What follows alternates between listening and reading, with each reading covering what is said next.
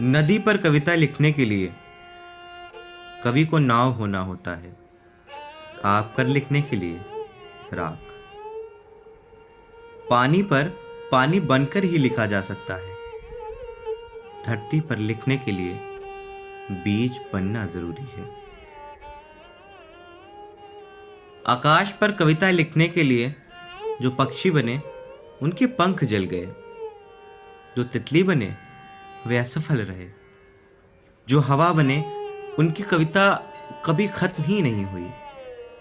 आकाश पर कविता लिखने के लिए एक स्त्री की स्वप्निल आंख होना होता है। मृत्यु पर लिखने के लिए मरना जरूरी नहीं।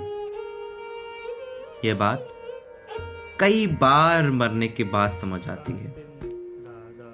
जीवन पर कविता लिखी ही नहीं जा सकती। जीवन बीत जाता है यह बात समझने में। प्रेम पर कविता लिखना व्यर्थ है। प्रेम सब कुछ है, ईश्वर भी और सत्य भी, तीर भी और हृदय भी, मैल भी, साबुन भी, साबुन का झाग भी, आत्मा भी, देह भी, देह पर दाग भी। खुद पर कविता लिखते हुए अतीत में डूब जाता है कवि।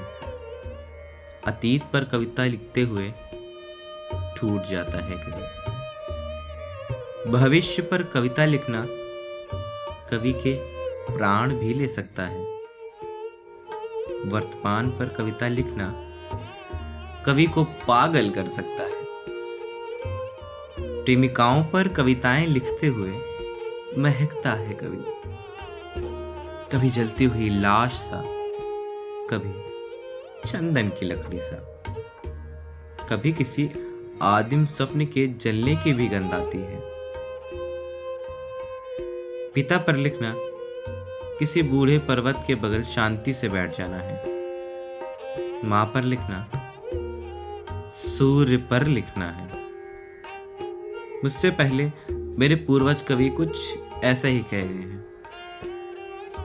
कविता पर कविता लिखना सरयू में राम की तरह डूब जाना है, और मौन पर कविता लिखना कविता में हृदय कहना है।